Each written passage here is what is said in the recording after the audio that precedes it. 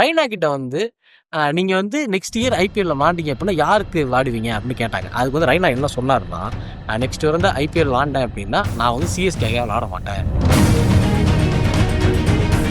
இப்பவே பிளே ஆஃப்குள்ள எந்தெந்த டீம் போகுது அப்படின்ற அப்டேட் எல்லாமே நமக்கு வந்துருச்சு. உங்களுக்கு தெரில அப்படின்னா கவலைப்படாதீங்க, அதுவும் சொல்றதுக்கு நான் இப்போ வந்திருக்கேன்.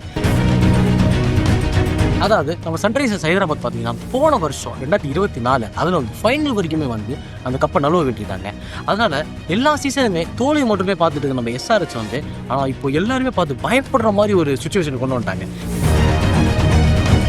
நம்ம எஸ்ஆர்எஸ் டீம்ல இருந்து ஒரு சில பிளேயரை சிஎஸ்கே எடுக்க போறாங்க. இதுதான் ஒரு ஆச்சரியமான விஷயம். அதுக்கு பதிலாக ஒரு குறைஞ்ச பட்சத்தில் ஒரு சின்ன பிளேயரையோ ஒரு யங்ஸ்டரையோ எடுத்து இவங்க விளாட வைக்க போறாங்க அப்படின்ற நியூஸ் அப்டேட்டும் கிடைச்சிருக்கு. இப்போ ஒரு குறிப்பிட்ட ஃபேன்ஸ் வந்து இது மேலே ஐபிஎல்லே பார்க்க மாட்டேன்டா, எவன் கப் அடிச்சா என்ன அப்படின்ற ஒரு மைண்ட் செட்டில் இருக்காங்க. அவன் வேற யாரும் இல்லை, அடுத்த வருஷம் தோனி இருப்பாரா இருக்க மாட்டாரா அப்படின்றாங்க. இன்னொரு கூட என்ன சொல்றாங்க அப்படின்னா, தோனி அடுத்த வருஷம் கேப்டனா இல்லையா அதை மட்டும் சொல்லுங்க அப்படின்னு சொல்றாங்க.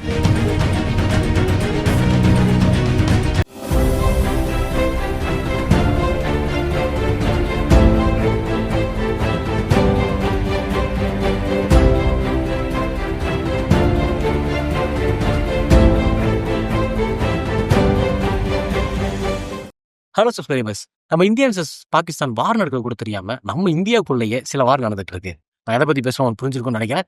நம்ம ஐபிஎல் தான். நம்ம ஐபிஎல் 2025 அதாவது 18வது சீசன் கிட்டத்தட்ட எல்லா மேட்சுமே முடிஞ்சு 75% எல்லா மேட்சுமே முடிஞ்சிருச்சு. இன்னொரு 25% தான் இருக்கு. இப்பவே பிளே ஆஃப்குள்ள எந்தெந்த டீம் போகுது அப்படின்ற அப்டேட் எல்லாமே நமக்கு வந்துருச்சு. உங்களுக்கு தெரில அப்படின்னா கவலைப்படாதீங்க, அதுவும் சொல்றதுக்கு நான் இப்போ வந்திருக்கேன். என்னன்னா இந்த வருஷம் டாப் 1ல இருக்கிறது வந்து பாத்தீங்கன்னா ஆர்சிபி, 2வது இடத்துல வந்து மும்பை இந்தியன்ஸ் இருக்காங்க. இப்போ இவங்க 2 பேரும் பிளே ஆஃப்குள்ள போறாங்கன்ற விஷயம் நமக்கு எல்லாமே கன்ஃபார்மா தெரிஞ்சிருச்சு. நெக்ஸ்டா 3வது இடத்துக்கும் 4வது இடத்துக்கும் யார் வர போறாங்க, அங்கதான் பெரிய காம்படிஷனே நடந்துட்டு இருக்கு. இப்போ கடைசி இடத்துல இருக்கிறது பார்த்தீங்கன்னா நம்ம சிஎஸ்கே, அதுக்கு முன்னாடி ஆர்ஆர், அதுக்கு முன்னாடி எஸ்ஆர்எச். இந்த 3 டீமுமே அவ்வளோதான், பிளே ஆஃப்குள்ள வரதுக்கு சான்சஸே கிடையாது. இந்த வருஷம் 3 பேருமே இந்த வருஷம் சீசன் வந்து சாமிக்கு விட்டாங்க அப்படின்னு நம்ம சொல்லிக்க வேண்டியதான். நம்ம எஸ்ஆர்எச் பார்த்தீங்கன்னா இதுக்கு முன்னாடி நடந்த டிசிஎஸ் எஸ்ஆர்எச் மேட்ச்ல எஸ்ஆர்எச் ஒரு ஜெயிச்சிருந்தாங்க அப்படின்னா பிளே ஆஃப்குள்ள போறதுக்கு நிறையவே சான்சஸ் இருக்கு. ஏன்னா இப்போ அவங்க 7 பாயிண்ட்ல இருக்காங்க. நம்ம பிளே ஆஃப்குள்ள போகணும் அப்படின்னா 14 பாயிண்ட் மேலே தாண்டி இருந்தாலே போதும். அதுக்கப்புறம் இருக்கிற 3 மேட்ச்ல அவங்க ஜெயிச்சிருந்தாங்க அப்படின்னா உள்ள போறதுக்கு சான்சஸ் இருக்கு. இப்போ எஸ்ஆர்எச் வந்து அஃபிஷியலி எலிமினேட் ஆயிட்டாங்க. அந்த அப்டேட் தான் இப்போ வந்திருக்கு. ஏன்னா நேற்று நடந்த மேட்ச்ல வந்து மழை பெஞ்சதுனால மேட்ச் டிராவ் ஆயிருச்சு. ஸோ அதனால எல்லாருமே ஒரு பாயிண்ட் கொடுத்து எஸ்ஆர்எச் வந்து அபிஷியலா வெளில போயிட்டாங்க. இப்போ நம்ம எஸ்ஆர்எச் பத்தி பேசணும் அப்படின்னா, அதாவது நம்ம சன்ரைசர்ஸ் ஹைதராபாத் பாத்தீங்கன்னா போன வருஷம் 2024 அதுல வந்து ஃபைனல் வரைக்குமே வந்து அந்த கப்பை நழுவ விட்டுட்டாங்க. அதனால எல்லா சீசனுமே தோல்வி மட்டுமே பார்த்துட்டு நம்ம எஸ்ஆர்எச் வந்து ஆனா இப்போ எல்லாருமே பார்த்து பயப்படுற மாதிரி ஒரு சுச்சுவேஷன் கொண்டு வந்துட்டாங்க. அதுக்கு யாரு காரணம் அப்படின்னா நம்மளோட ஹெட்டும் அபிஷேக் சர்மாவும் தான். அவங்க 2 பேரும் ஓப்பனிங் பேட்டிங் பண்றதுனாலயே எல்லா பாலுமே 6-4 அடிச்சு ஆப்போனன்ட் வந்து கதிகலங்க வச்சுட்டாங்கன்னு சொல்லலாம். அவங்க 2 பேரோட பார்ட்னர்ஷிப் வந்து அவ்வளவு சூப்பரா இருந்தது. ஒரு ஆப்போனன்ட் டீம்ல இருந்து ஒரு பவுலிங் போறதுக்கு அவங்க 2 பேரும் பேட்டிங் பண்ணாலே எல்லாரும் பயந்துருக்காங்க. ஐயோ இவங்க அடிச்சு கிழிச்சிருவாங்களே பாலைய அப்படின்ற மாதிரி. நம்மளோட ஓப்பனிங் தான் இப்படி இருக்குன்னு பார்த்தா நம்மளோட மிடில் ஆஃப்ல பாத்தீங்கன்னா கிஷான், அதுக்கப்புறம் நிதிஷ்குமார், இவங்க 2 பேரோட பேட்டிங் வந்து ஒரு பயங்கரமான பேட்டிங்கே சொல்லலாம். இவங்க 2 பேரோட ஒரு கொலாபரேஷனும் ஒரு சூப்பராகவே இருந்தது. இவங்க 4 பேரால தான் ஒட்டுமொத்த டீமே பயங்கர ஸ்ட்ராங்காவே இருந்துச்சு அப்படின்னு எல்லாருமே சொல்லியிருக்காங்க. அதனாலேயே போன வருஷம் நடந்த ஏலத்துல என்ன நடந்திருக்கு அப்படின்னா இன்னும் டீமை ஸ்ட்ராங் படுத்தணும் அப்படிங்கிறதுக்காகவே இஷான் கிஷான், அதுக்கப்புறம் முகமது ஷமி, இவங்க 2 பேருமே ஏலத்தில் இருந்திருக்காங்க. இதனாலேயே இந்த வருஷம் 2025ல நம்ம டீம் உள்ள வரப்போ, அதாவது எஸ்ஆர்எச் உள்ள வரப்போ எல்லாருமே ஒரு எதிர்பார்ப்போட இருந்தாங்க. இந்த டீம் கன்ஃபார்மா இங்க ஒரு ரெக்கார்டை பண்ண போகுது அப்படின்னு சொல்லி எல்லாருமே எதிர்பார்த்ததோட அதுக்கு ஆப்போசிட்டா தான் நடந்தது. இந்த வந்துட்ட மாப்பிள்ள அப்படின்ற மாதிரி அவங்களுக்கு அடுத்தடுத்த வர தோல்வினாலேயே அவங்க பாயிண்ட் டேபிள்ல கடைசி ஒரு சில இடங்களை மட்டுமே பிடிக்க முடிச்சு. அவங்களால மேல வரவே முடியல. இந்த தோல்வி வந்து அந்த டீமோட மேனேஜ்மெண்ட்டுக்கும் சரி, எஸ்ஆர்எச் ஃபேன்ஸுக்கும் சரி ஒரு பெரிய இடியாவே இருந்துச்சுன்னு சொல்லலாம். ஏன் அப்படின்னா அவங்களால தொடர்ந்து ஜெயிக்கவே முடியல. ஒரு தோல்வியை கொடுத்ததுனால கடைசி 3 இடம், கடைசி 4வது இடம் அந்த மாதிரி இருந்ததுனாலயே எல்லாருக்கும் அவங்க மேல இருந்த ஒரு டோட்டல் நம்பிக்கையுமே போயிருச்சுன்னு சொல்லலாம். இதனாலயே இப்போ நடக்க போற மினி ஏலத்துல நம்ம எஸ்ஆர்எஸ்ல இருந்து ஒரு 4 பிளேயரை வெளியேற்ற போறாங்க அப்படின்ற ஒரு நியூஸும் வந்திருக்கு. இதுல இருந்து ஒரு முக்கியமான விஷயம் என்ன அப்படின்னா நம்ம எஸ்ஆர்எஸ் டீம்ல இருந்து ஒரு சில பிளேயரை சிஎஸ்கே எடுக்க போறாங்க. இதுதான் ஒரு ஆச்சரியமான விஷயம். அது யாருன்னு நம்ம இந்த வீடியோல பார்க்கலாம் வாங்க. அப்படி எஸ்ஆர்எஸ் கல்டிவேட் போற பிளேயர்ல முதல் இடத்துல இருக்கிறது இஷான் கிஷான். இஷான் கிஷான் பாத்தீங்கன்னா மும்பை இந்தியன்ஸ்ல விக்கெட் கீப்பர் பேட்ஸ்மேனா இருந்தாரு. இவர் கிட்டத்தட்ட 11.40 கோடிக்கு எடுத்திருக்காங்க. எப்படி 11.40 கோடி ஏலத்துல அவர் எடுத்திருக்காங்க. ஆனா அந்த அமௌண்ட் எடுத்த அளவுக்கு நம்ம இஷான் கிஷான் வந்து அவருக்கு நல்லா விளாடவே இல்லையாமா. ஏன்னா நம்மளும் பார்த்துருப்போம், ஃபர்ஸ்ட் மேட்ச்ல ஒரு பெரிய செஞ்சுரி அடிச்சிருந்தானோ அதுக்கு அடுத்தடுத்த மேட்ச்ல ரொம்ப பூராவே விளாண்டுருக்காரு. அது மட்டும் இல்லாம ஒரு ரன் வீரர்களும் ரொம்பவே திணறி இருக்காருன்னே சொல்லலாம். அதுக்கப்புறம் விக்கெட்டுமே ரொம்ப சீக்கிரமா விழுந்திருக்கு. இதனாலேயே நம்ம வந்து இசான் கிஷான வந்து நெக்ஸ்ட் நடக்க போற மினி ஏலத்துல வந்து இவங்க எப்படி கழட்டி விட்டுருவாங்கிறதுக்கு நிறையவே வாய்ப்பு இருக்கு. ஆனா இது முக்கியமான விஷயம் என்ன அப்படின்னா, இசான் கிஷான் வந்து ஒரு நல்ல ஒரு விக்கெட் கீப்பர் பேட்ஸ்மேன். அதனாலயே நம்ம சிஎஸ்கேல வந்து அவர் எடுக்க போறாங்க அப்படின்ற ஒரு நியூஸ் வந்திருக்கு. ஏன் அப்படி சொல்றேன் அப்படின்னா, இப்ப தோனிக்கு அடுத்தது இப்ப தோனி நெக்ஸ்ட் சீசன் விளையாடல, இல்ல தோனிக்கு ஒரு பேக்கப் வேணும் அப்படின்றதுனாலயே நம்ம தோனிக்கு அடுத்ததா இசான் கிஷானா எடுக்கிறது நிறையவே சான்ஸ் இருக்கு. ஏன்னா ஒரு நல்ல ஒரு விக்கெட் கீப்பர் பேட்ஸ்மேன். நம்ம சிஎஸ்கேக்கு இப்போ விக்கெட் கீப்பர் பேட்ஸ்மேன் தேவைப்படுறாங்க அப்படின்ற பட்சத்துல நெக்ஸ்ட் இஷான் கிஷான் எடுக்கிறதுக்கு நிறையவே சான்சஸ் இருக்கு. அடுத்தது பாத்தீங்கன்னா ஹென்ரி கிளாசன். அவர் வந்து பாத்தீங்கன்னா நம்ம ஏற்கனவே எஸ்ஆர்எச்ல தான் இருந்திருக்காரு. இந்த 2025 ஏலத்துல அவர் கிட்டத்தட்ட 23 கோடிக்கு தக்க வச்சிருக்காங்க அந்த டீமுக்கு. உங்களுக்கு ஒரு ஒருத்தன் விளாண்டாரா அப்படின்னு கேட்டோம்னா அதுதான் கிடையாது. ஏன்னா இவருமே ஓரளவு ரொம்ப போரா தான் இருக்காரு. அதுக்கப்புறம் ஒரு அளவு ரன் ரேட்டும் இல்ல, அது மட்டும் ரன் சீக்கிரமா அவுட்டும் ஆயிருக்காரு. அதனாலேயே இவர் எனக்கு தெரிஞ்சு இந்த மினி ஆக்ஷன்ல தூக்கிட்டு அதுக்கு பதிலா ஒரு குறைஞ்ச பட்சத்துல ஒரு சின்ன பிளேயரையோ ஒரு யங்ஸ்டரையோ எடுத்து இவங்க விளாட வைக்க போறாங்க அப்படின்ற நியூஸ் அப்டேட்டும் கிடைச்சது. 3வது இடத்துல யார் இருக்காங்கன்னு பாத்தீங்கன்னா முகமது ஷமி. இவர் வந்து கிட்டத்தட்ட 2025 ஏலத்துல 10 கோடி கொடுத்து எடுத்திருக்காங்க. ஆனா 10 கோடி கொடுத்த அளவுக்கு அவர் சரியாவே விளையாடலாம் தான் சொல்லலாம். அவர் வந்து ஒரு நல்ல பவுலர். அவர் கிட்டத்தட்ட 9 மேட்ச் விளையாண்டுருக்காரு. அதுல வெறும் 6 விக்கெட் மட்டுமே தான் எடுத்திருக்காரு. அந்த 6 விக்கெட்டையாவது விடுங்க. ஆனா இவர் போட்ட பால்ல எல்லாமே சிக்ஸ் போர்னு சொல்லிட்டு விளாசி எடுத்திருக்காங்க. அதிக ரன் ரேட்டுமே இவர் தான் கொடுத்திருக்காரு. மேபி இந்த நடக்கிற ஏலத்துல கன்ஃபார்மாவே இவர் எடுத்துருவாங்க. 4வது இடத்துல இருக்கிற யாருன்னு பாத்தீங்கன்னா நம்ம ராகுல் சக்கர். நம்ம ராகுல் சக்கரை எஸ்ஆர்எச் 2025 ஏலத்துல 3.20 கோடிக்கு எடுத்திருக்காங்க.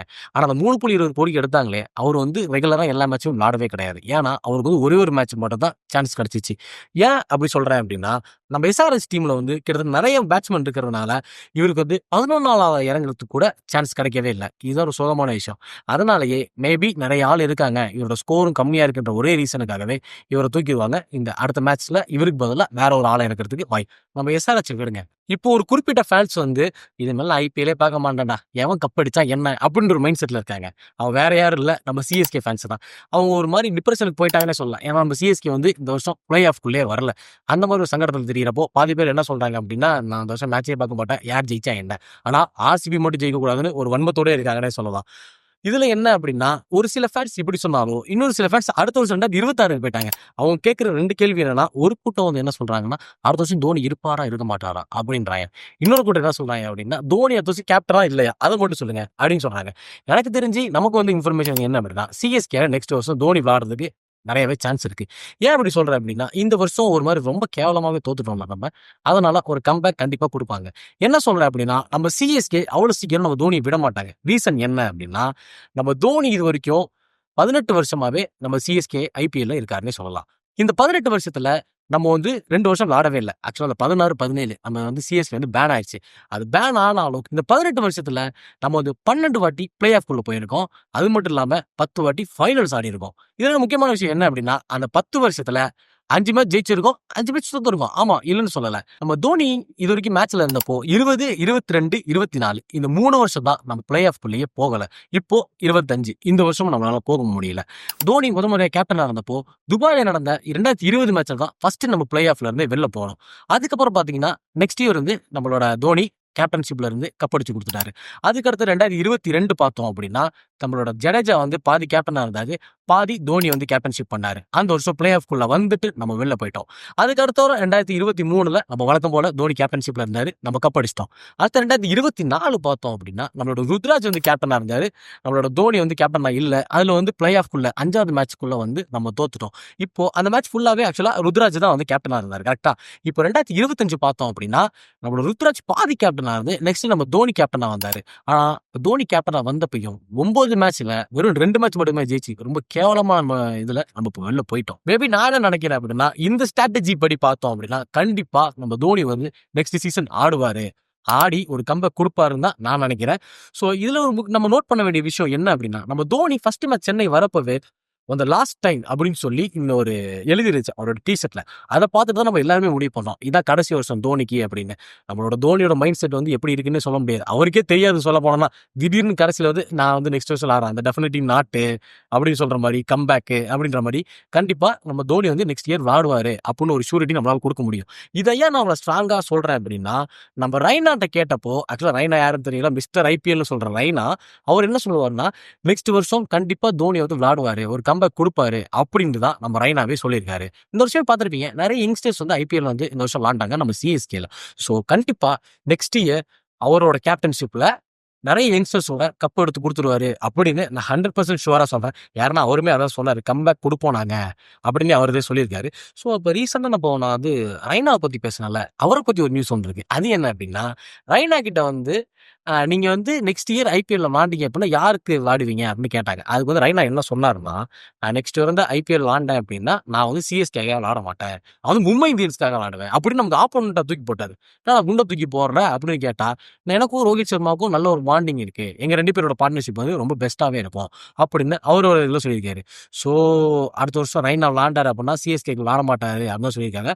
ஆனால் நம்மளோட சிஎஸ்கே ஃபேன்ஸ் நிறைய பேர் ரெய்னாவை மிஸ் பண்றாங்கன்னு சொல்லியிருக்காங்க. ஸோ இந்த வருஷம் விட்டுருவோம், இந்த வருஷம் சாமிக்கு விட்டாச்சு. நெக்ஸ்ட் இயர் ரெய்னா எங்க விளாட போறாரு, ஸோ நெக்ஸ்ட் இயர் நம்ம ஐபிஎல்ல ஜெயிப்போமா ஜெயிக்க மாட்டோமா, அது ஒரு கேள்விக்குறியாவே இருக்கு. ஸோ இந்த வருஷம் யாரு நம்ம ஐபிஎல்ல ஜெயிப்பாங்க அப்படின்னு உங்களுக்கு தெரிஞ்சுன்னா நீங்க மறக்காம கமெண்ட் செக்ஷன்ல கமெண்ட் பண்ணுங்க. உங்களுக்கு தோனி பிடிக்குன்னா எல்லோ கலர் ஹார்ட் போட்டு நெக்ஸ்ட் வருஷம் நம்ம கப்பு அடிப்போமா அடிக்க மாட்டோமான்னு அதையும் கமெண்ட்ல சொல்லிட்டு போயிடுங்க.